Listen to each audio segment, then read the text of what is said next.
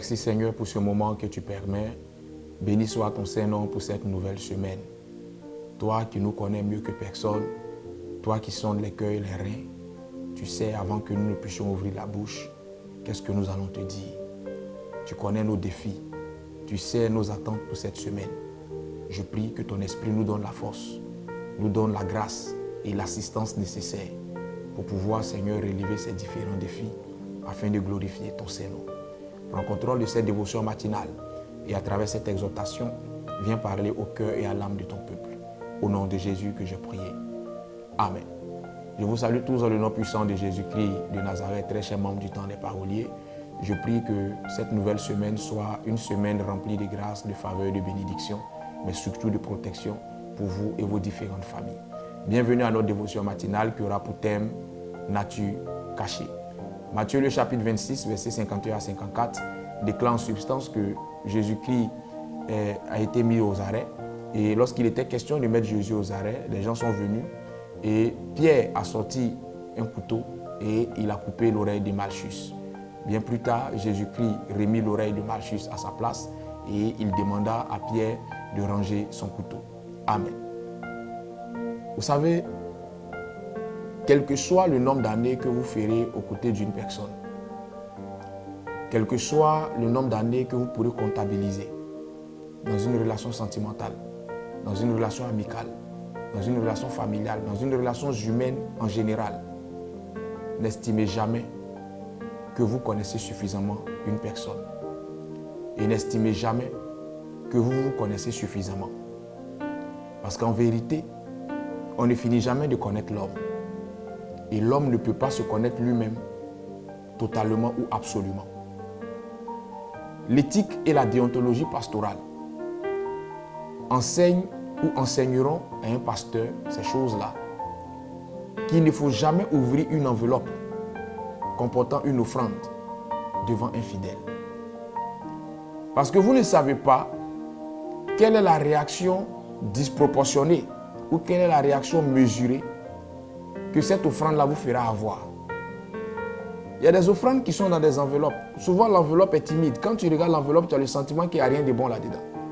Mais si tu commets l'erreur d'ouvrir cette enveloppe devant le fidèle, tu vas découvrir un chèque de centaines de millions qu'on est en train de faire comme offrande à l'Éternel Dieu par ton canal. Ça peut créer une réaction là qui va déconcerter le fidèle. C'est-à-dire, toi, le pasteur serein qu'on a toujours connu, toi, le pasteur mystérieux et mystique qu'on a toujours connu, tu vas rentrer dans une ivresse de joie qui va laisser les gens sans voix.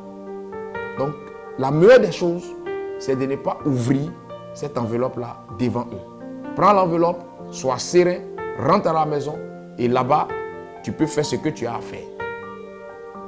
De l'autre côté, il y a des gens dont vous ne connaîtrez jamais la nature cachée si vous ne touchez pas l'extrême ou si vous ne touchez pas le fond avec ces personnes. Il y a des gens dont la nature cachée se dévoilera à la suite d'une épreuve extrême. La personne soumise, la personne qui vous respecte, la personne qui était à vos petits soins, que vous avez toujours connue, cette personne commencera à vous parler mal, commencera à vous manquer de respect, commencera à vous vilipender lorsque vous allez connaître une épreuve extrême. Parce que vous n'aurez plus de billets de banque à lui donner. Parce que vous n'aurez plus la vie prestigieuse que vous avez toujours eue. Et ce prestige-là va faire que cette personne, constatant que ce prestige n'est plus, vous manquera maintenant de respect. Vous dévoilera sa réelle nature de personne irrévérencieuse, de personne malpolie, de personne qui n'a pas froid aux yeux, qui peut vous dire des choses qu'elle n'osait même pas vous dire quand tout allait bien chez vous. Il y a aussi des personnes chez qui la nature cachée se dévoilera dans un moment d'extrême bénédiction. C'est la raison pour laquelle on le dit communément, nous les pasteurs, nous ne croyons pas en la soumission d'un fidèle qui est éprouvé. Et je vous dirais de ne pas toujours croire en la soumission d'une personne qui est dans l'épreuve. Parce que dans l'épreuve, parfois, la personne n'a pas d'autre choix que de se soumettre à vous. La personne n'a pas d'autre choix que de faire ce que vous voulez. La personne n'a pas d'autre choix que de se plier à vos quatre volontés. Mais lorsque Dieu bénira cette personne, lorsque des portes inattendues de bénédiction s'ouvriront dans la vie de cette personne, si cette personne continue de vous manifester de la soumission, Si cette personne, malgré son élévation, continue de vous respecter, en ce moment-là, elle est réellement une personne animée de soumission et de respect.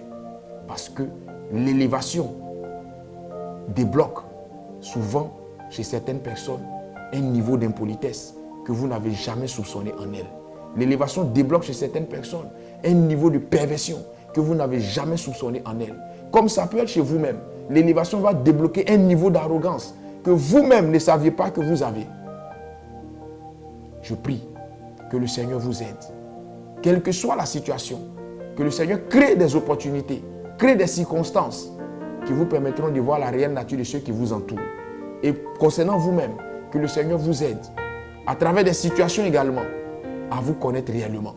Que le Seigneur vous aide à savoir comment vous devez vous comporter face à une grande bénédiction, parce qu'il vous aura fait connaître la grande bénédiction, et comment vous devez vous comporter face à une extrême épreuve, parce qu'il vous aura fait connaître la grande épreuve.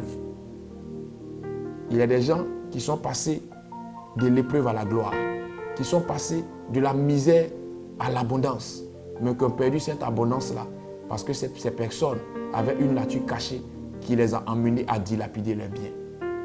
Quand tu ne te connais pas réellement, quand vous ne vous connaissez pas véritablement, quand vous ne savez pas la nature cachée en vous, la bénédiction peut être un piège pour vous. L'épreuve peut être également un piège pour vous. Je prie que le Seigneur vous donne la bonne compréhension des choses et que Dieu vous donne la sagesse de pouvoir avoir l'attitude qu'il faut devant des situations. C'est la raison pour laquelle, pour terminer, il est dit, gardez-vous de réagir face à une extrême joie et gardez-vous aussi de réagir face à une extrême colère. Quand vous êtes face à des situations extrêmes, la meilleure des attitudes, c'est le silence, c'est le calme. Que Dieu vous donne la bonne compréhension des choses et que sa grâce soit sur vous. Dieu est bon en tout temps. Shalom chez vous.